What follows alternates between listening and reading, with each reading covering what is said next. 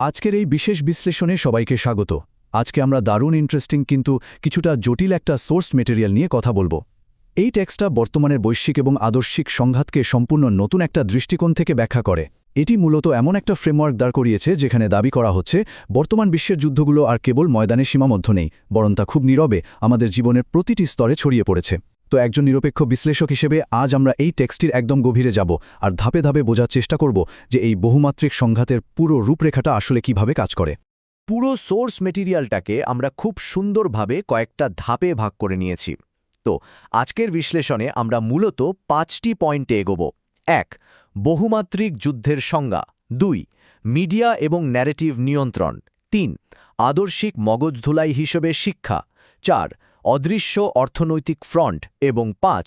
পরবর্তী প্রজন্মকে প্রস্তুত করা। চলুন তাহলে কথা না বাড়িয়ে সরাসরি আমাদের প্রথম পয়েন্টে ঢুকে পড়া যাক, বহুমাত্রিক যুদ্ধের সংজ্ঞা। আচ্ছা, যুদ্ধ বললেই আমাদের মাথায় সবার আগে কি আসে? ঘোড়ায় চড়ে ঢাল তলোয়ার নিয়ে একেবারে সম্মুখ সমরে ঝাঁপিয়ে পড়া, তাই তো?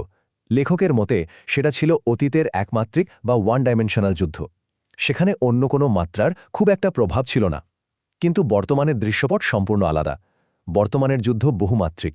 এটি এখন আর শুধু ময়দানে সীমাবদ্ধ নেই, বরং মিডিয়া, শিক্ষা, অর্থনীতি এবং সাইকোলজি বা মনস্তত্ত্বের মতো অদৃশ্য ফ্রন্টগুলোতে এই যুদ্ধ এখন প্রকট আকার ধারণ করেছে। মূল টেক্সট আমাদের বলছে বর্তমান সময় সংঘাতে জয়ী হওয়ার জন্য এই অদৃশ্য মাত্রাগুলি সবচেয়ে বড় ভূমিকা পালন করে।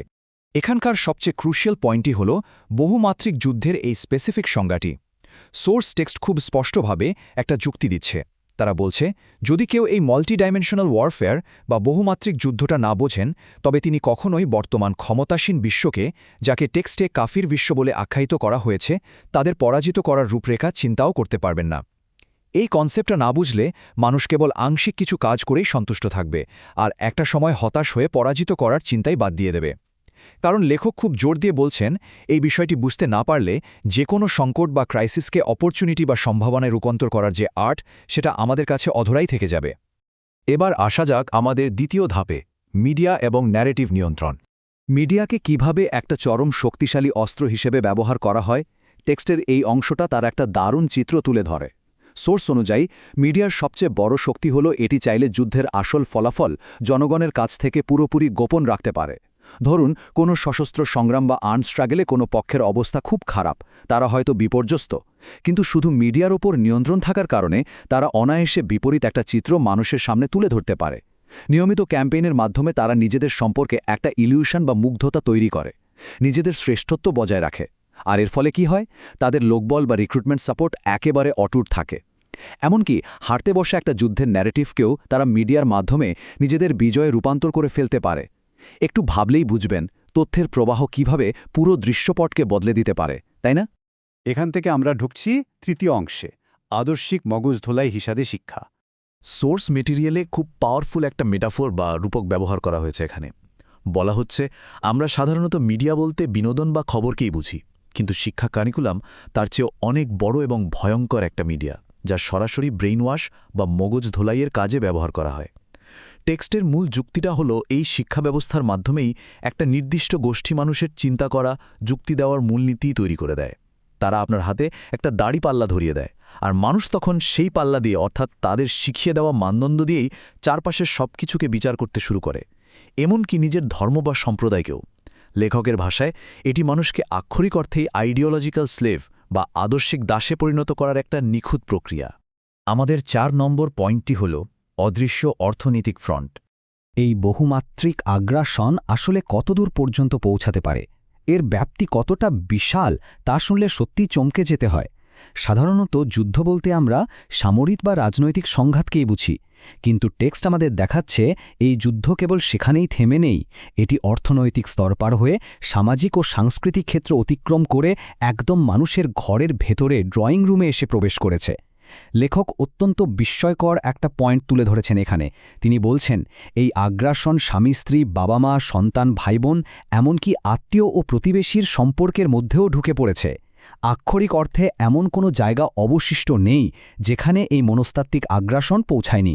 সবসময় তো সামরিক দিক নিয়েই বেশি আলোচনা হয়, কিন্তু লেখক বলছেন অর্থনৈতিক দিকটা এখানে সবচেয়ে বেশি ভাইটাল। তবে সমস্যা হলো এই অর্থনৈতিক ফ্রন্টটা অত্যন্ত জটিল। সাধারণ মানুষ এই জটিলতার জাল ভেদ করতে পারে না। তারা হয়তো নিজেদের জীবনে বুঝতে পারে যে তারা শোষিত হচ্ছে বা কোনোভাবে প্রতারিত হচ্ছে, কিন্তু কারাই প্রতারণা করছে বা কিভাবে করছে সেই শেকড় পর্যন্ত তারা পৌঁছাতে পারে না। আর সবচেয়ে মর্মান্তিক দিকটা জানেন কি? যেহেতু মানুষ শত্রুর আসল রূপটাই চেনে না, তাই যারা প্রকৃত অর্থে এই শোষকদের বিরোধী, সাধারণ মানুষ তাদের চিনতেও পারে না এবং সাহায্য করতে পারে না। বরং অনেক সময় না বুঝেই তারা উল্টো ওই প্রকৃত বিরোধীদেরই ক্ষতির কারণ হয়ে দাঁড়ায়। সবশেষে আমরা চলে আসলাম পঞ্চম এবং শেষ পয়েন্টে, পরবর্তী প্রজন্মকে প্রস্তুত করা। এতক্ষণ তো আমরা সমস্যার কথা শুনলাম, তাই না? এবার টেক্সট আমাদেরকে একটা সমাধানের দিকে নিয়ে যাচ্ছে, যাকে বলা যায় লেখকের চূড়ান্ত কল টু অ্যাকশন। এতক্ষণ ধরে এই বহুমাত্রিক যুদ্ধের যে রূপরেখা টানা হলো, তার মূল উদ্দেশ্যই হল মানুষের মাঝে ফিকির বা চিন্তার খোরাক তৈরি করা। টেক্সটটি খুব জোরালোভাবে বলছে যে এই ফিকির বিশেষ করে তরুণ প্রজন্মের মাঝে ছড়িয়ে দিতে হবে। লক্ষ্যটা খুব সিম্পল, তরুণেরা যেন নিজেদের স্বাধীন উদ্যোগে এই বিষয়গুলো নিয়ে পড়াশোনা করে, জানতে আগ্রহী হয় এবং এই অদৃশ্য আগ্রাসনের বিরুদ্ধে সক্রিয়ভাবে সংগ্রাম করতে শেখে। মূল কথা হলো, এই যে বহুমুখী সংকট, একে কেবল সঠিক স্ট্র্যাটেজির মাধ্যমেই অপরচুনিটিতে বা সম্ভাবনায় রূপান্তর করা সম্ভব, আর সেই কঠিন দায়িত্বটা এই তরুণ প্রজন্মকেই নিতে হবে। তো আমরা আমাদের এই বিশ্লেষণের একদম শেষে চলে এসেছি। আজ আমরা দেখলাম কিভাবে একটা সোর্স টেক্সট বর্তমান সময়ের সংঘাতকে সম্পূর্ণ একটা বহুমাত্রিক দৃষ্টিকোণ থেকে ব্যাখ্যা করেছে, যেখানে যুদ্ধক্ষেত্র কেবল ময়দানে নয়, বরং মিডিয়া, শিক্ষা, অর্থনীতি এবং মানুষের চিন্তার জগতেও সমানভাবে বিস্তৃত। এখন সবকিছু শোনার পর সবচেয়ে বড় প্রশ্নটি কিন্তু আমাদের সামনে রয়েই যায়। এই যে অদেখা বহুমুখী ফ্রন্টের একটা কাঠামোর কথা লেখক বললেন, পরবর্তী প্রজন্ম আসলে কিভাবে এই ধারণার প্রতি সাড়া দেবে? তারা কি এই পুরো জটিল কাঠামোটি বুঝতে সক্ষম হবে, নাকি এই অদৃশ্য যুদ্ধের গোলকধাঁধায় তারা হারিয়ে যাবে? এটি এমন একটি প্রশ্ন যা আমাদের সবাইকে নতুন করে ভাবাতে বাধ্য করে। আজকের মতো এই চিন্তার খোরাকটি আপনাদের সবার জন্যই রেখে গেলাম।